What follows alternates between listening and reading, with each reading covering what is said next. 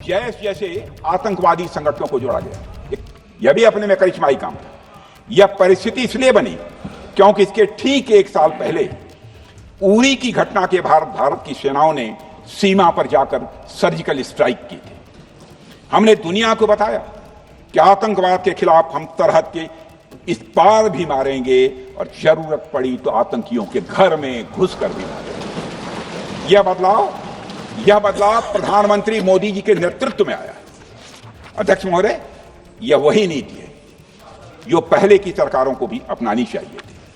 उन सरकारों को जिनके शासनकाल में भारत ने सबसे भीषण आतंकी हमलों का सामना किया, जिनमें 2008 का मुंबई हमला आज भी हर हिंदुस्तानी के जहन में बैठा हुआ है, जिंदा है, एक न भूलने वाली त्रासदी के रूप में जिंदा है। अध्यक्ष महोदय, मैं श्री प्रणब मुखर्जी जी ने अपनी किताब द कोलिशन ईयर्स में लिखा है, मेरे पास है भी वो, कोलिशन ईयर्स में लिखा है, जब मुंबई अटैक हुआ था, प्रणोदा ने लिखा है, जब मुंबई अटैक हुआ था, India had evidence that the terrorist came from Karachi port.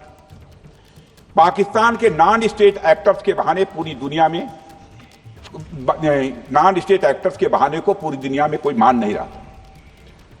उन्होंने लिखा है, प्रणोदा ने, and I quote, amid heated debates within the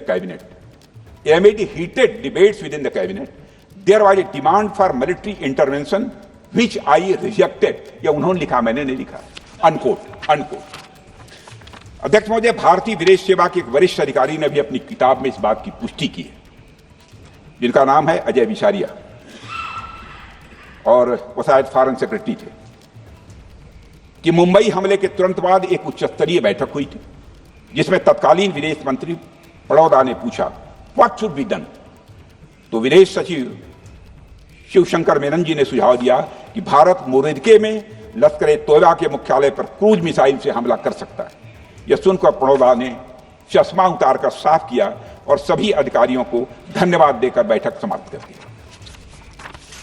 अध्यक्ष महोदय, उस समय की सरकार ने जो सही समझा वो किया, पर मैं मानता हूं कि अगर तब की सरकार ने भी 2016 सर्जिकल स्ट्राइक, 2019 एयर स्ट्राइक जैसे निर्णायक और कठोर कदम उठाए होते तो पाकिस्तान की स्ट्रेटेजिक कैलकुलस बदल सकती थी। एक पावरफुल और डिसाइसिव एक्शन पाकिस्तान और उनकी सेना के द्वारा इस 500 टेररिस्ट ऑर्गेनाइजेशंस के लिए बड़ा डिसइंसेंटिव साबित हो सकती थी। अध्यक्ष महोदय, 2008 में मुंबई हमलों के बाद उस समय की सरकार ने सिर्फ बातचीत का मार्ग चुना था। मैं स्पष्ट करना चाहता हूं, यह कोई आलोचना नहीं है अध्यक्ष महोदय, न उस सरकार की, न उस समय के प्रधानमंत्री की, और न ही उन नेताओं की। उस समय की लीडरशिप को जो सही लगा उन्होंने वह निर्णय लिया।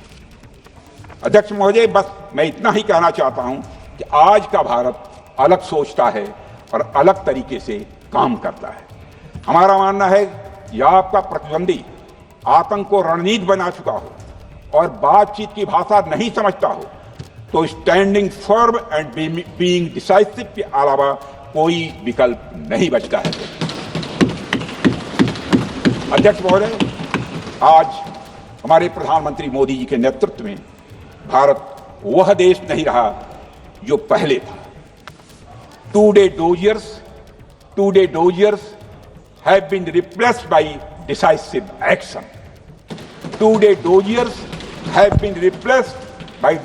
action. आज भारत सहता नहीं है, भारत जवाब देता है। अध्यक्ष महोदय, आज भारत आतंक की जड़ तक जाता है और उसे उखाड़ फेंकने का सामर्थ्य रखता है। अध्यक्ष महोदय, मैं इस सदन को और देश की जनता को यह विश्वास दिलाना चाहता हूं कि हमारी सरकार, हमारी सेनाएं और हमारी लोकतांत्रिक संस्थाएं सब मिलकर, हम और ये सारे लोग सभी मिलकर देश की एकता, अखंडता और सुरक्षा के लिए जो भी कदम उठाना आवश्यक होगा वह कदम उठाएंगे और उसके प्रति हम पूरी तरह से कमिटेड हैं। अध्यक्ष महोदय, अंत में मैं केवल इतना ही कहना चाहता हूं, यह समय एकजुट होकर अपनी सुरक्षा, संप्रभुता और आत्मसम्मान की रक्षा के संकल्प को और अधिक मजबूत करने का है। हमें यह याद रखना होगा कि हमारी सामाजिक और राजनीतिक एकता ही यह हमारी सबसे बड़ी ताकत है।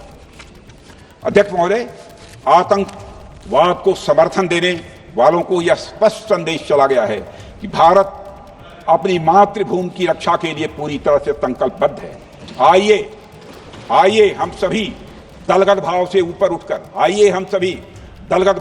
उठकर संघवरध्वम के मंत्र से प्रेरणा लेकर एक साथ खड़े हो जाएं और हम इस राष्ट्रीय संकल्प को मजबूत करें। यही हम सबका राष्ट्रीय दायित्व है। और इन्हीं शब्दों के साथ अध्यक्ष महोदय, आपने मुझे विचार रखने का अवसर दिया। आपके प्रति आभार व्यक्त करते हुए और अपने सभी सम्मानित सदस्यों के प्रति धन्यवाद व्यक्त करते हुए अपना निवेदन समाप्त करता हूँ। सबने शांतिपूर्वक बात